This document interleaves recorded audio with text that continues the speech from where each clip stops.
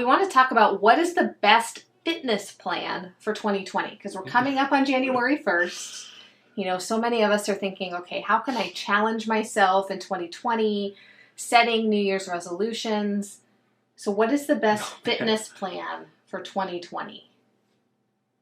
When you asked me this question, I was like, I don't even know what to say anymore, because we've been through everything, right? We've been from let's go jogging, and not we, but society. We've been like, let's go jog, and then it was let's lift weights really hard, and then it was let's do P90X and CrossFit and all this ridiculous high intensity stuff, which has a place in an exercise thing, but we always think that the best one is the one that you will stick with.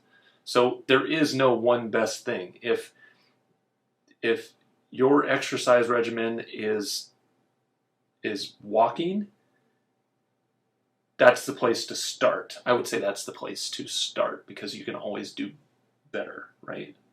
So I think it's about finding something you enjoy, but that challenges you.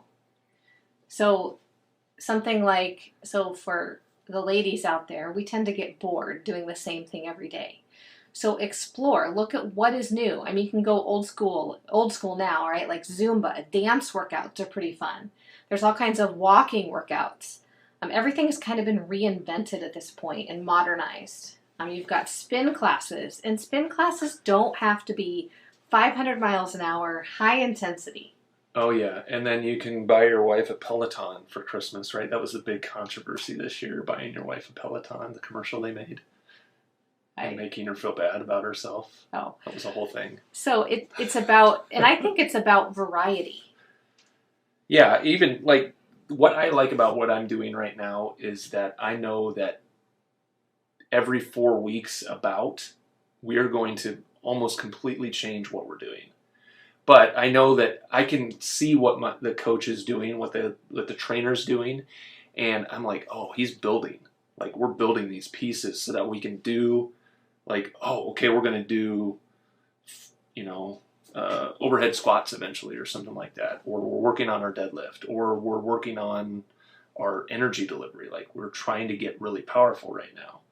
Like, explosive. So that's what I like about what I'm doing. And that's different from what I've done over the last 10 years. I was one of those, because guys like routine when they go to the gym. I can't tell you how many guys, and I was one of them, I just noticed it in other people, is you go to the gym and they're like chest and bis, back and tries, legs. That's repeat. Basically 3 days. They do the same exercises, and you do them for 15 to 20 years. They wonder why they don't get any stronger, and they wonder why they're hurt, because they're overusing those muscles. They're overusing those exact same exercises. But we're creatures of habit. I think men more than women, like you said, are creatures of habit when it comes to exercise. We just like doing what we like, and we shouldn't.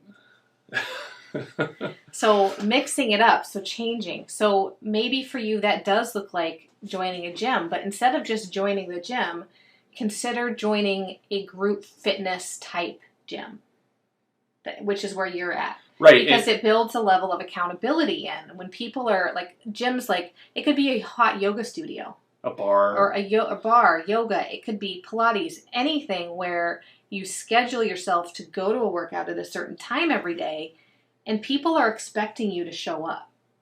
Yeah. So when you don't show up, the next day when you go, you're going to have to, well, where were you yesterday? That builds a level of accountability, and that accountability is really important. And maybe you can't afford that and you need to do workouts at home. Well, find a partner that you can do it with. Make yourselves a plan and change who's in charge of making that plan every week so that you get different variety. You each will have different preferences. So just be creative and thinking about ways that you can get accountability and variety into your workouts. So when you find yourself getting bored, that's when it's time to change. And you talked a little bit about seasonality. Yeah, so seasonality, that's if you are a regular exerciser already, you might notice that when summer comes around, you want to change. Like, you want to get outside. So for me, that means I do more running. I do more rollerblading and bike riding. And I might skip a few workouts at my regular gym so that I can incorporate those things in, right? The seasonality is nice. It's a nice change of pace. In the wintertime, I'm expecting to put on more muscle mass. In the fall, I'm also, it's just those transition periods. So being okay with seasonality and realizing that it's a good thing. Some people like that in the summertime that the gym that they go to kind of empties out, right? Because people are going outside and they really like to be in the gym at that time of year because there's less people there to bother them.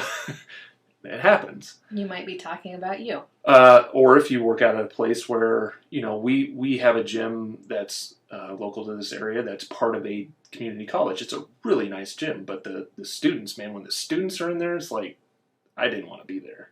So just being okay with seasonality and finding ways to mix it up that work with the seasons in your life. So those are our tips for the best fitness plan for 2020. Hopefully that helped you figure out what you might want to look at